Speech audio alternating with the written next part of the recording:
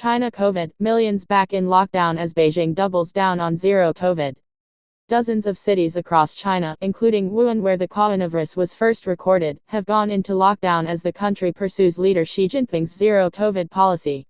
More than 800,000 people in one district in Wuhan were told to stay at home until 30th October. "We feel numb to it all. We feel more and more numb," one local told Reuters. The city of Zhengzhou, home to the world's largest iPhone manufacturing plant, was also affected. It comes as China reported a third straight day of more than 1,000 cases. Wuhan reported up to 25 new infections a day this week, with more than 200 cases over the past 2 weeks. In Zhengzhou, a small number of employees from Foxconn, a major manufacturer for Apple, have been affected by the pandemic, the manufacturer told the BBC, adding that quarantined employees were being provided with material supplies, psychological comfort and responsive feedback. It comes at a critical period for Apple, which is now making the new iPhone 14. Earlier this week, in-person schooling and dining in at restaurants were suspended in the southern Chinese hub of Guangzhou, which on Thursday reported 19 new virus cases. Some neighborhoods in the city also remain subject to various control measures.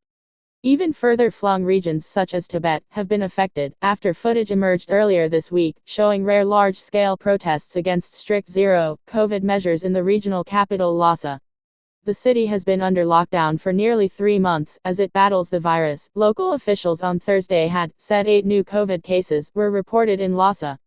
Multiple videos on social media showed hundreds demonstrating and clashing with police.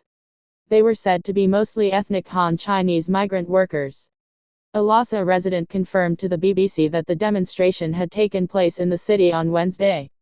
Though seen as relatively small outbreaks in other parts of the world, China adheres to a strict zero-COVID policy, where authorities try to wipe out outbreaks. The adherence to the policy comes despite increasing public fatigue and anger over lockdowns and travel restrictions.